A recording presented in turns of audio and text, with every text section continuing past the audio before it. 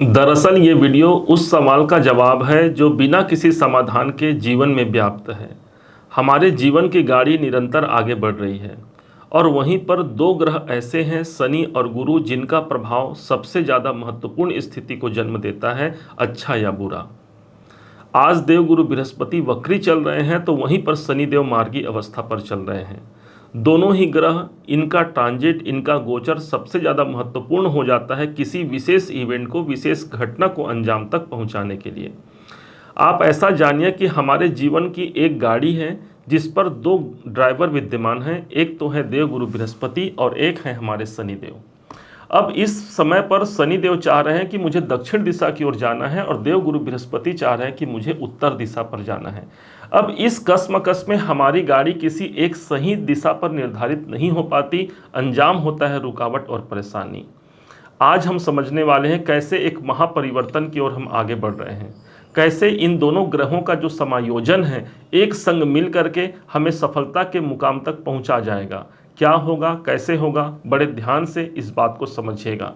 पूरे YouTube में आप खोजेंगे तो ये वीडियो आपको नज़र नहीं आएगा।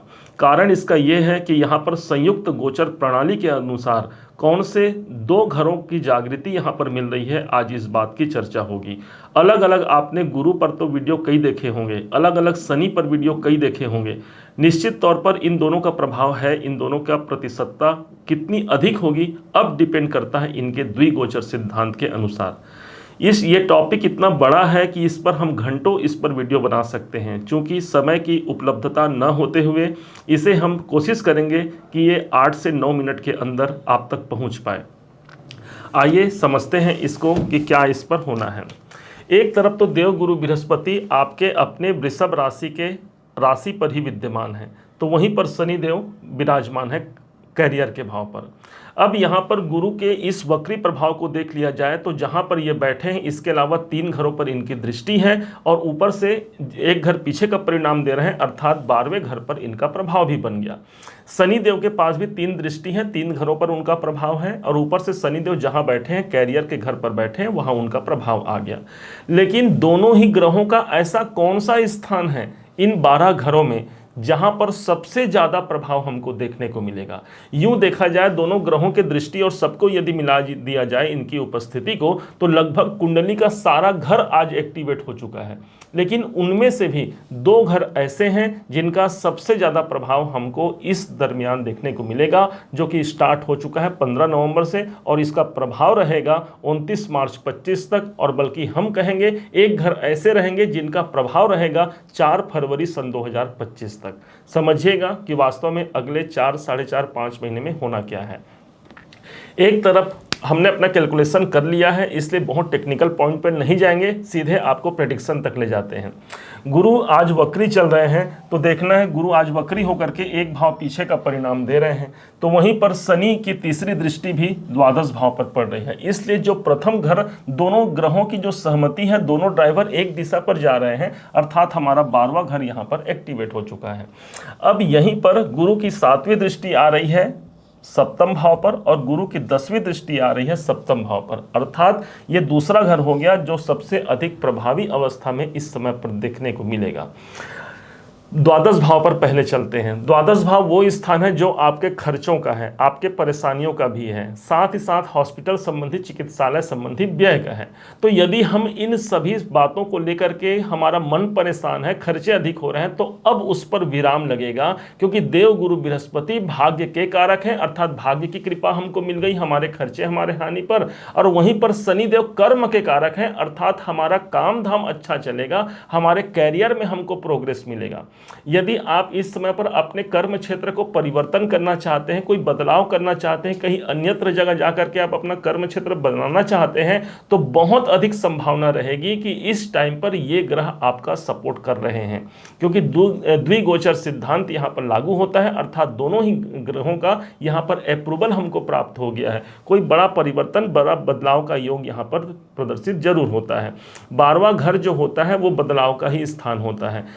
आप कोई इंपोर्ट एक्सपोर्ट संबंधी काम भी कर रहे हैं, अनुकूल समय है। यहाँ कुछ ऐसा समय निकल करके आता है जहाँ पर आप मेडिटेशन में हैं, ध्यान में हैं, साधना में हैं, वहाँ पर भी दोनों ही ग्रहों के संयुक्त प्रभाव के कारण वहाँ पर भी हमको सफलताएं देखने को मिलेगी।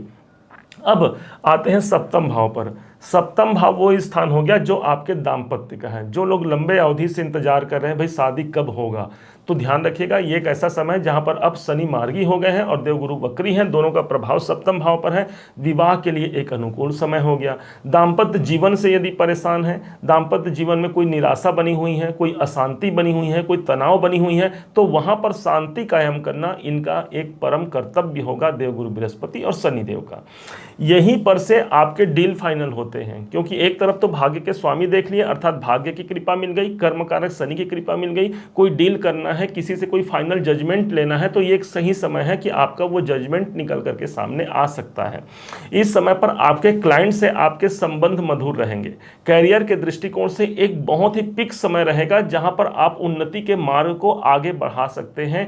दो ग्रहों का समर्थन मिलना कोई आसान या आम बात इसे मत मानिएगा।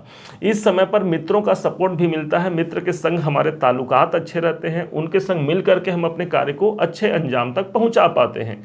अब यहाँ एक घर और प्रभावी होगा, वो सबसे ज्यादा होगा आपके प्रॉपर्टी संबंधित काम। कारण इसका ये होगा कि शनिदेव आज मार्गी अवस्था पर आकर के इनकी चतुर्थ दृष्टि आ रही है 5 नंबर की राशि अर्थात सिंह राशि पर, जो कि वृषभ राशि से चतुर्थ स्थान माना गया है। और गुरु को भी देखा जाए तो आज वक्री स्थिति पर आकर के एक भाव पीछे हैं, इनका प्रभाव भी मिल रहा है। अर्थात कोई प्रॉपर्टी से जुड़ा हुआ काम, कोई कोर्ट केस संबंधी यदि कोई प्रॉब्लम चल रहा है तो उससे मुक्ति पाने का ये एक अनुकूल समय रहेगा। उस पर आप काम कर सकते हैं, उस पर आप अपना समय निर्धारित कर सकते हैं। निश्चय मानिए एक महापरिवर्तन का योग है, एक बड़े संसाधन प्राप्ति का योग है, जहां पर कैरियर हमारे पिक समय को प्राप्त इस समय पर कर रहा है। नौकरी का परिवर्तन हो या एक नए इंक्रीमेंट की संभावना को हम प्राप्त करना चाहते हैं, या फिर कर्म क्षेत्र पर कोई बड़ा प्रगति चाहते हैं, ये सब कुछ निकल करके सामने आएगा शनिदेव कैरियर भाव से। और देवगुरु बृहस्पति आपके अपने राशि से ही इन प्रभावों को जन्म दे रहे हैं। उम्मीद है आप सबने इसे समझा है, आप सबने इसे जाना है। यदि आपने इसे समझा है, जाना है, मेरे समझाने का प्रयास यदि आपको सार्थक लगा हो, मेरे समझाने का तरीका यदि आपको सार्थक लगा हो, तो हर बार की भांति इस बार भी अपना प्यार भरा लाइक और कमेंट करना कभी मत भूलिएगा। और हाँ, यदि अभी तक आपने इस चैनल को सब्सक्राइब नहीं किया है, सब्सक्राइब जरूर कीजिएगा। पुनः एक बार फिर आप सभी का दिवस बहुत मंगलमय हो, इन्हीं शुभकामनाओं के साथ। जय श्री राम।